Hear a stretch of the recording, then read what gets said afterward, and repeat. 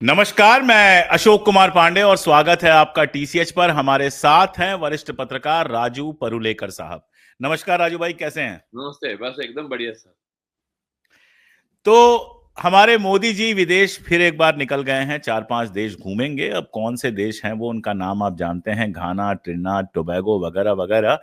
क्या करने गए हैं इस पर भी हम बात करेंगे, क्या लेकर आएंगे और क्या देकर आएंगे इस पर भी हम बात करेंगे। और हम इस पर भी बात करेंगे कि हमारा पासपोर्ट खिसकते खिसकते 147वीं जगह पर चला गया है और एक ऐसे मुल्क के साथ जुड़ गया है जिसका नाम कम से कम मैं तो नहीं जानता था। लेकिन साथ में एक और बड़ी खबर है जिसको दबाने की पूरी कोशिश की जा रही है। हालांकि वो इतनी बड़ी खबर है कि चाह के भी अखबार तो नहीं दबा पाए। गोदी मीडिया पे बहस हो ही नहीं सकती है क्योंकि अंबानी का ही गोदी मीडिया है, आधा आधा अडानी का है। बड़े भाई का हो, छोटे भाई का हो, लेकिन है तो अंबानी ही। अंबानी को लेकर स्टेट बैंक ऑफ इंडिया ने उनके एक अकाउंट में जो था उसको फ्रॉड अकाउंट घोषित करने की बात की है, क्योंकि लोन नहीं चुकाया जा रहा था। और ये सब तब है जब उनके पहले ही करोड़ों के जो लोन है वो लाखों में तब्दील कर दिए जाते हैं। 90-90% लोन उनका माफ किया गया है, तो भी लोन नहीं चुका पा रहे हैं। मैं इकोनॉमिक्स का स्टूडेंट रहा हूं और इकोनॉमिक्स में राजू भाई लगातार हम लोगों को पढ़ाया गया प्राइवेट सेक्टर बड़ा एफिशिएंट होता है, जो पब्लिक सेक्टर होता है उसमें ये प्रॉब्लम है, वो प्रॉब्लम है। लेकिन अगर 5 करोड़ लोन लेकर 5 लाख चुकाना हो और वो भी ना चुकाना पड़े, तो कमबख्त इस देश का कोई भी आदमी एफिशिएंट हो सकता है, दुनिया का कोई भी आदमी बिजनेसमैन हो सकता है। अगर उसको जितना चाहे उतना लोन मिल जाए और चुकाने की झंझट खत्म हो जाए, तो फिर तो राजू भाई भी मुंबई में, हालांकि वो बड़ा बदसूरत सा अपार्टमेंट बनवाया है अंबानी ने, लेकिन उसको खरीद सकते हैं बड़े आराम से, लोन मिल जाए और चुकाना ना पड़े। अगर यही बिजनेस है तो क्या बिजनेस है? ये एफिशिएंसी तो कम से कम नहीं हो सकती है। और ये सब हो इसलिए पा रहा है क्योंकि अब चुनाव आयोग खुद कह रहा है कि वो नया चुनाव आयोग है जहां पे वोटर लिस्ट को ऐसे कबाड़ कर दिया जाएगा कि भारतीय जनता पार्टी के अलावा कोई जीत ही ना पाए। जहां मशीनों से बात बढ़ के अब वोटर लिस्ट तक पहुंच चुकी है और जहां विपक्ष की वो कुछ सुनने को तैयार नहीं है। मैंने इशू खोल दिए हैं और मैं किसी भी इशू पर डिटेल में बात नहीं करूंगा क्योंकि बात करने का काम आज जो है वो राजू भाई का है। बिना सवाल सीधी टिप्पणी। देखिए, अनिल अंबानी जी के बारे में जो आपने कहा, आरकॉम जो उनकी कंपनी है, उसका जो लोन अकाउंट है, उसका इस्तेमाल जो कहा गया वहाँ उन्होंने नहीं किया। आपको दो बातें बताता हूँ मैं। वर्सोवा और बांद्रा के बीच में मुंबई में एक लिंक सीलिंग बन रहा था, यानी सीलिंग बहुत सारे बन रहे हैं एक साथ। तो वो लगातार अनिल अंबानी को ही दिया गया और अनिल अंबानी उससे हमेशा वक्त बढ़ाकर मांग रहे हैं। और डिफॉल्टर तो लिस्ट में तो है ही वो, और वो बढ़ाकर मांग रहे हैं, बजट बढ़ाकर मांग रहे हैं। ऐसा करके करके अभी तक वो पूरा नहीं हुआ। उस दिन हमने ये ट्वीट डाला था, मैंने ट्वीट डाला था, लेकिन तब तक ये न्यूज नहीं आई थी। तो अभी ये न्यूज आई है। वो न्यूज क्या है आप समझिए सर। ये लोन अकाउंट के जो पैसे हैं जिस काम के लिए इस्तेमाल करने हैं, यानी समझ लीजिए कि आपने लोन लिया है अपना घर लेने के लिए। 2 बेडरूम का एक घर आप दिल्ली में ले रहे हैं, कोठी ले रहे हैं, और उसके लिए आपने लोन लिया है, स्टेट बैंक ऑफ इंडिया से लोन लिया है। और वो लोन लेने के बाद आपने जाकर डांस बार में उसको उड़ा दिया। तो जो पर्पज आपने दिया है बैंक को, वो पर्पज आपने उसके लिए वो लोन खर्च नहीं किया। और ये और भी जटिल जब हो जाता है, जो वो आपका लोन सर्कुलेट होने लगता है अपनी आपकी ही कंपनी में और गायब हो जाता है। तो ये इसको मनी लॉन्ड्रिंग का भी एक एंगल है। और ये 49,000 करोड़ का लोन ऑलरेडी उनका राइट ऑफ कर दिया है, और फिर भी ये हालत है कि उनको फ्रॉड घोषित किया है।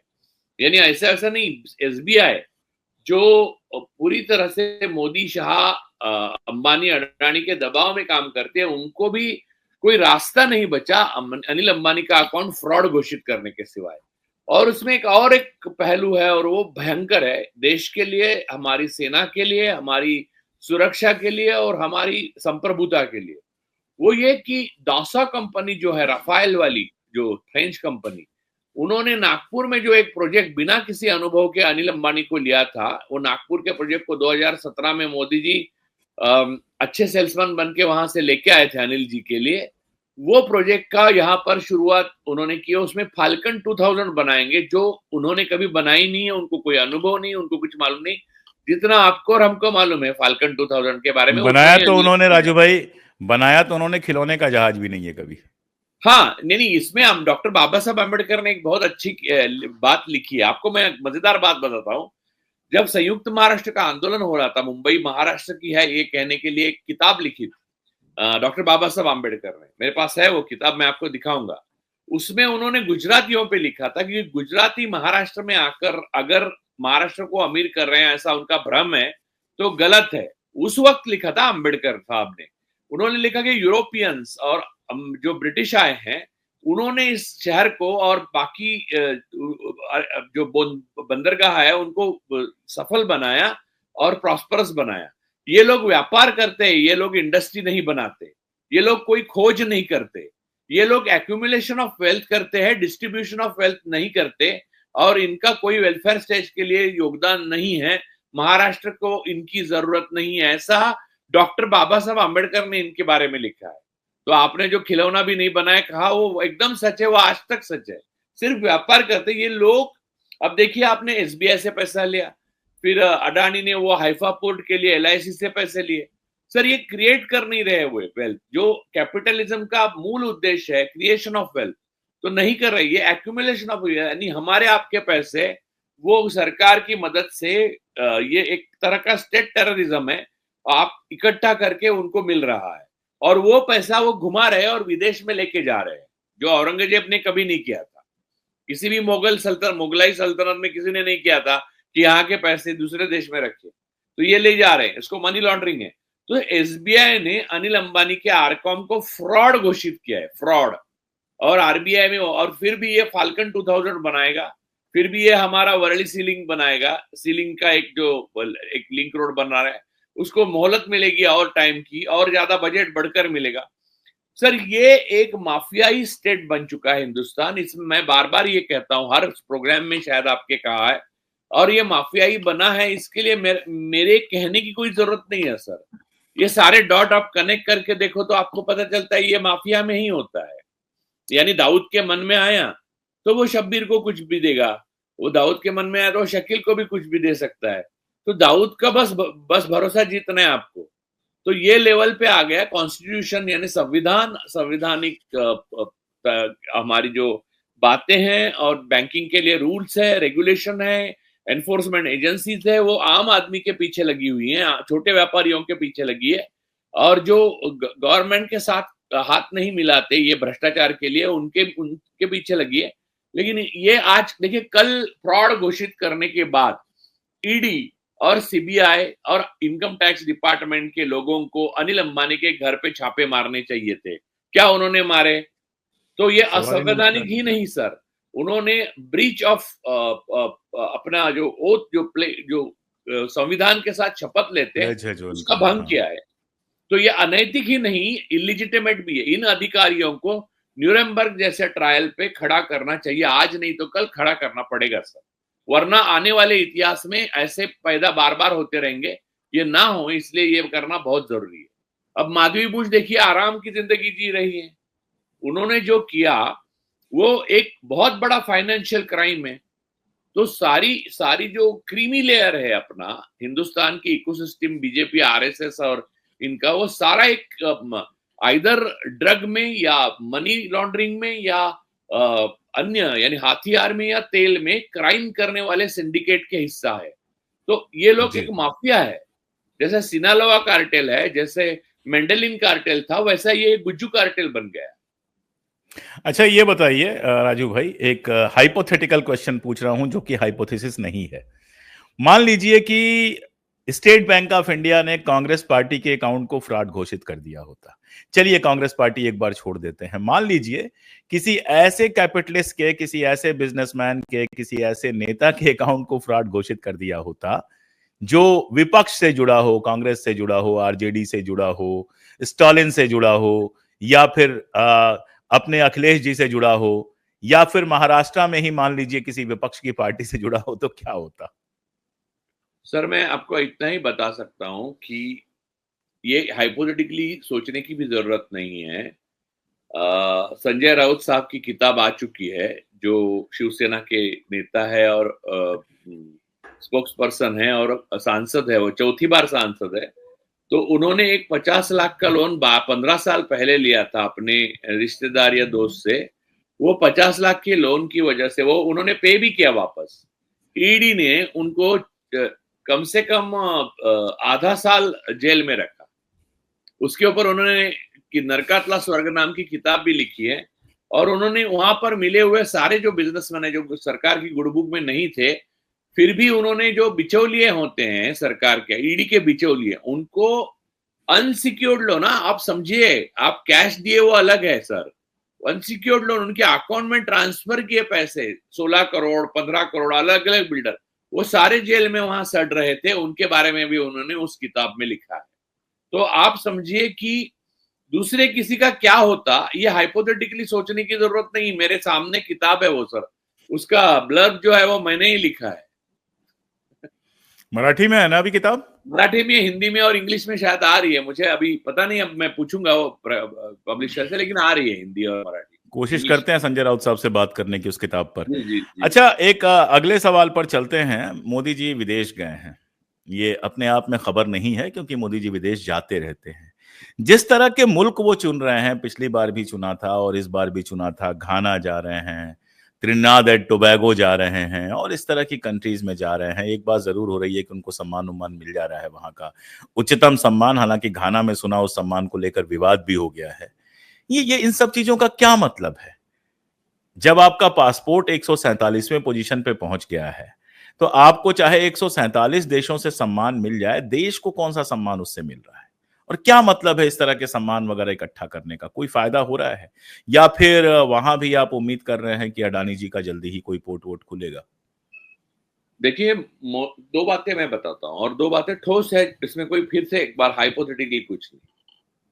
पहली बात तो सर, जिन देशों में हमें सम्मान मिला है, उन्होंने पाकिस्तान के साथ जब हमारी सो कॉल्ड एक छुटपुट की लड़ाई हुई, एक स्कर्मिश कह लीजिए, झड़प कह लीजिए, अगर युद्ध न कहना चाहें। झड़प हो गई, जो वो भी मैं आपको उसके ऊपर अलग से प्रोग्राम हम लोग कर सकते हैं। एक्चुअली वो झूठ मूठ की थी, है तो अब पता चल गया, हॉकी की टीम भी आ रही है, और वो इस पे बैन उठाए थे, वो फिर लोगों ने बोला तो उन्होंने फिर से बैन कर दिया। वो सब बकवास चीजें हो रही है।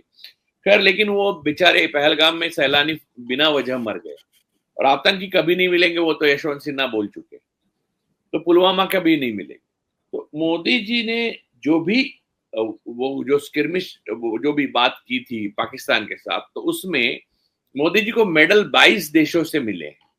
मोदी जी को, यानी उनकी रिप्रेजेंटेशन को, यानी हिंदुस्तान का सम्मान करते हैं लोग मोदी जी का पर्सनल कुछ उन्होंने कुछ ऐसा पर्सनल योगदान किसी भी क्षेत्र में दिया नहीं है उससे पहले।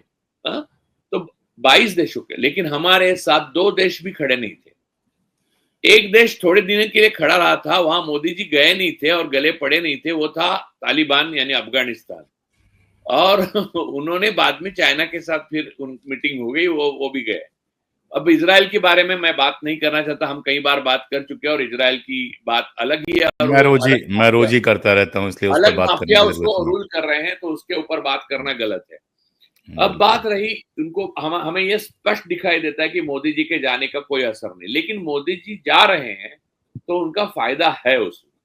मैं आपको बताता हूं, आपने जितने देशों के बारे में, जिन देशों के बारे में जिक्र किया, मैं आपको गिनकर दिखाता हूं, या आप अगर चाहते हैं तो मैं ट्वीट डालता हूं। हर देश में कहीं ना कहीं अडानी कनेक्शन है, अडानी का व्यापार मिला है, लेन देन हुई है, और उन्होंने इन्वेस्ट किया है। और दूसरी बात, अडानी के लिए क्या हुआ है मैं बताता हूँ।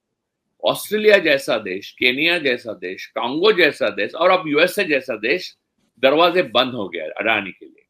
तो अडानी के लिए, यानी मोदी जी के लिए, व्यापार के नए अवसर ढूंढना बहुत जरूरी हो गया। तो अब वो टिम्बकटू छोड़ के, यशवंत सिन्हा का फिर एक बार कोट कर रहा हूं मैं, टिम्बकटू छोड़ के सब जगह जा रहे। जैसे कि बचपन में हम लोग बिना का गीतमाला सुनते थे, तो हर बार सिफारिश झुमरी तलैया से आती थी। झुमरी तलैया, जो मुझे लगता था कि झुमरी तलैया, मुझे लगता था अमीन सयानी साहब का ही गाँव है। तो कई बार मुझे ऐसे लगता था। तो जब मैं बड़ा हुआ तो पहले मैंने झुमरी तलैया ढूंढ निकाला। तो बात यह है कि अब मोदी जी जहां जहां गए हैं, अब घाना में आपको जल्द में दिखेगा। सर क्या है कि यह छोटे देश है घाना की, जो कुल आबादी कितनी है, 3 करोड़ 44 लाख लोग रहते हैं घाना में। और वहां पर देसी लोग, अपने लोग भी बहुत सारे बसे हुए हैं, बहुत जैसे कि सारे, बहुत सारे हैं। हाँ, मॉरिशस में जैसे हैं।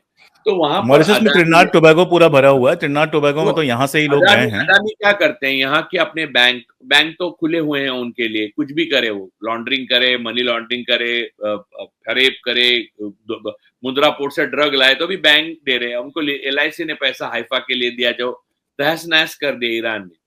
तो हमारे पैसे जो है बैंक में, वो लेते हैं वो, और वहां पर नया बिजनेस शुरू करते हैं, या ग्रीन एनर्जी या व्हाइट एनर्जी या तेल या कुआं, ये वो। तो उस देश के लिए क्या जरूरी है सर? एम्प्लॉयमेंट। तो वहां के लोगों को नौकरियां मिल रही।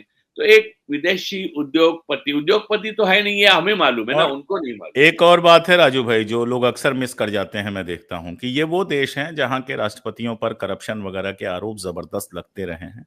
इनके पैसे विदेशों में पड़े रहते हैं, और करप्शन वाला मामला तो अमेरिका के कोर्ट ने साफ कर ही दिया है। उस पर मैं और आप क्या कमेंट करेंगे? वो तो अमेरिका के कोर्ट ने कर दिया है। आप समन भेजे ना भेजे, मामला तो सामने आ ही गया है। तो ये भी देखिए, हो सकता है कि साइप्रस के बारे में, अडानी के भाई की जो वो है उस वहां पर, तो अभी आरोप ही किया साइप्रस के अध्यक्ष ने कि इजराइल हम पर कब्जा कर ही रहा है, हम्म, हर चीज खरीद के। तो ये मोदी जी का जो नेटवर्क है, वो अडानी का और गुजू कार्टेल का एक माफियाई संगठन है। और उसकी कंसर्न, उसके कंसर्न जो व्यापारिक कंसर्न है, पैसे के कंसर्न है, वो आपने और हमने पिछली बार बोले, तेल, ड्रग्स, हथियार। आर्मेंट, और चौथा और सबसे इंपॉर्टेंट धर्म। ये 4 चीजों में वो खेलते हैं, और वो 4 चीजों के साथ काम करने के लिए जाते हैं। उस देश का कोई लेना देना नहीं। आप समझिए कि कल ही आरोप किया गया हमारे पूर्व एक सेना के अधिकारी द्वारा, कि जो ड्रोन्स यूज किए गए पाकिस्तान के टाइम में या फिर किए गए, वो वो इजराइल से। इजरायली ड्रोन है, और हमारे पास उसका ओरिजिनल, और वो अडानी बना रहे हैं।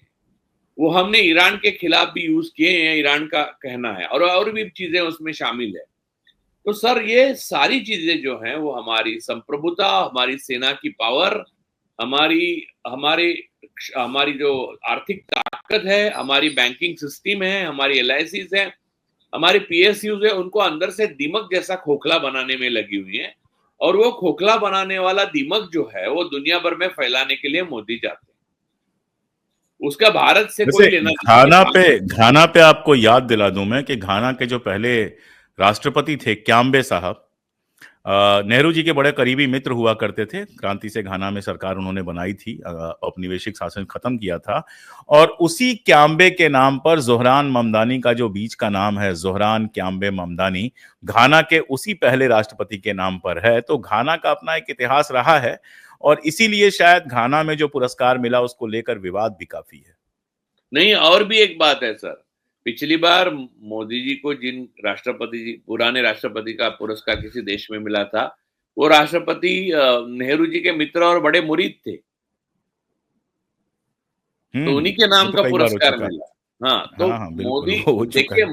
मोदी जी अपनी बचपन की ख्वाहिशें पूरी करने के लिए, और नेहरू जी का जो सम्मान, गरिमा और ऊंचाइयां जो है, उसको छूने की वो कोशिश भी नहीं कर सकते।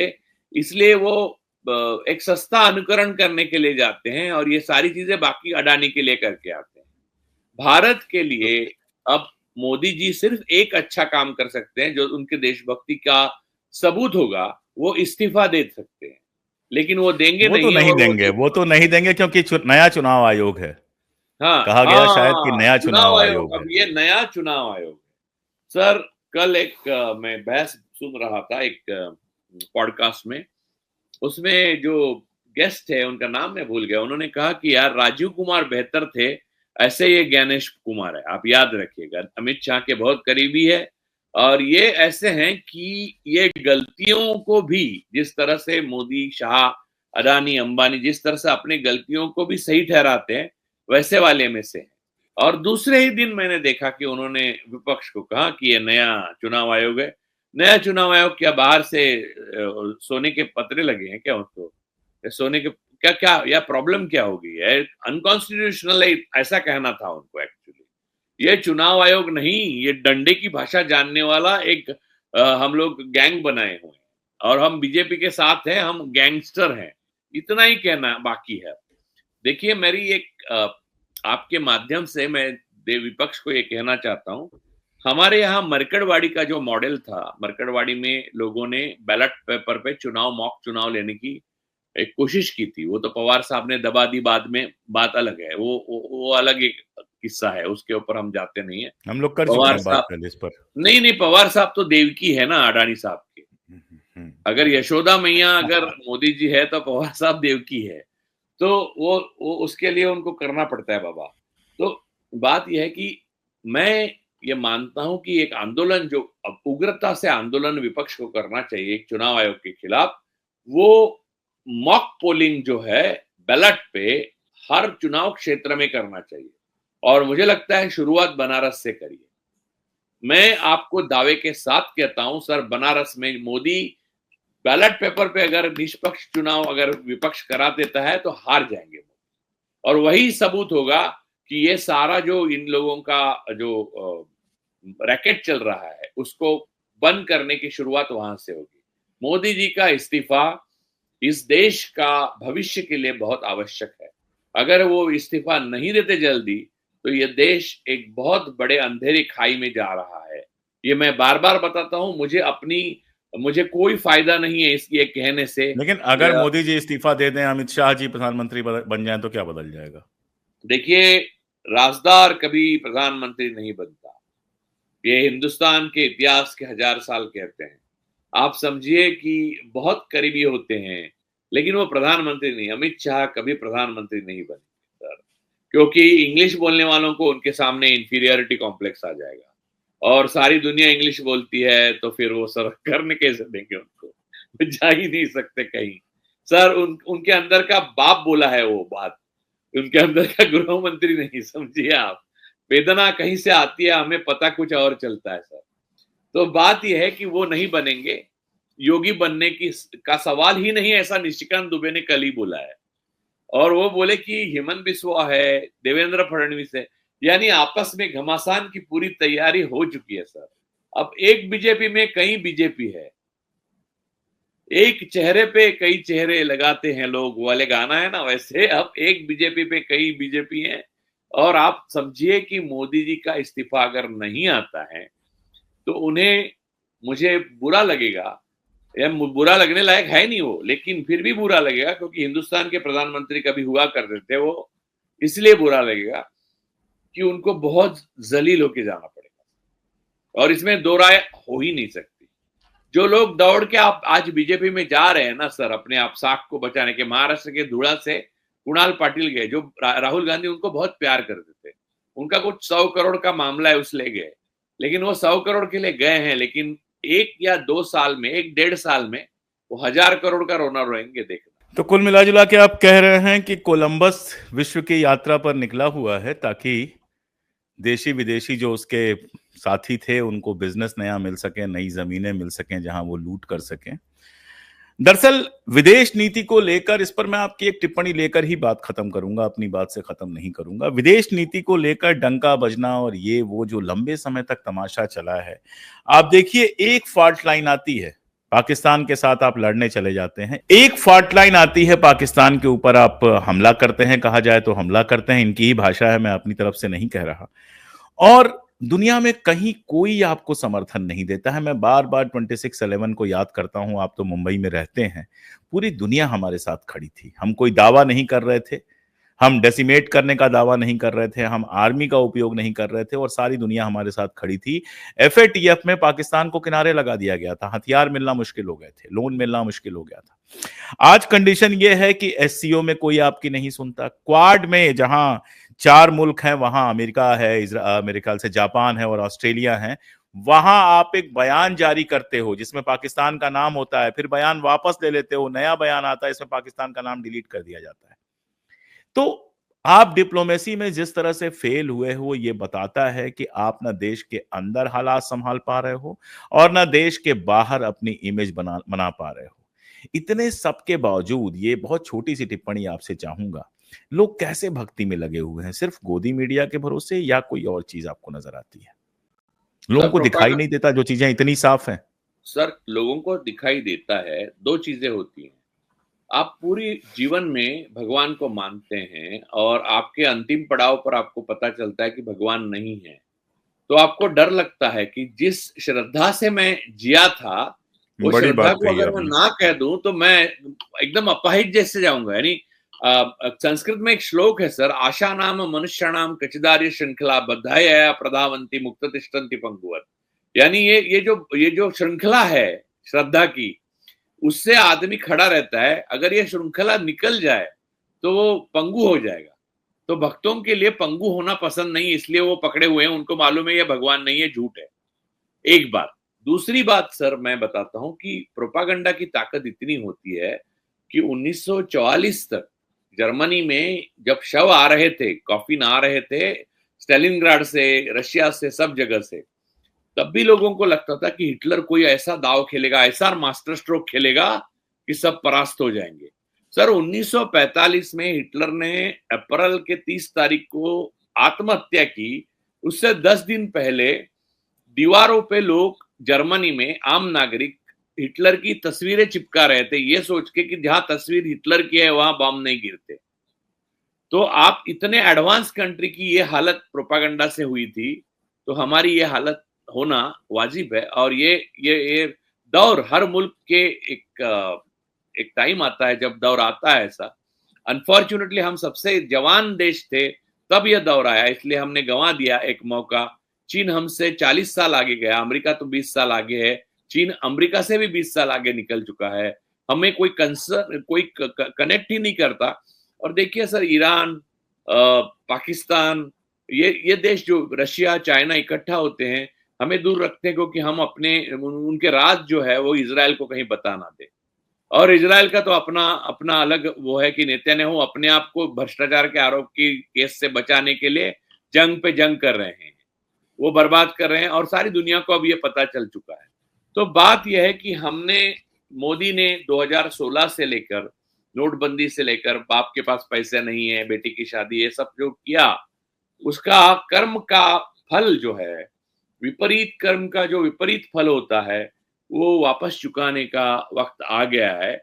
दुख की बात यह है, मैं आखिरी लाइन बोलता हूं, दुख की बात है उसका फल जो है वो कर्म का जो रिटर्न है, वो जो भरना है, वो सिर्फ वो नहीं भरेंगे सर, हम भी हमको आपको भरेंगे। भरना है। जर्मनी में गया था राजू भाई, और वहाँ मेरे बड़े करीबी दोस्त हैं, दादा उज्जवल दादा हैं, उनके साथ ठहरा हुआ था, घूम रहा था। मैंने उज्जवल दादा से कहा कि हिटलर से जुड़ी कोई तो जगह दिखा दीजिए। तो उन्होंने कहा कि हिटलर से जुड़ी कोई भी जगह, कोई भी किताब जर्मनी में अब नहीं मिलेगी। यहाँ तो मीन काम पढ़ना भी जो है वो बैन है। अगर किसी के घर में मीन काम पाई जाती है तो उसको गिरफ्तार किया जा सकता है।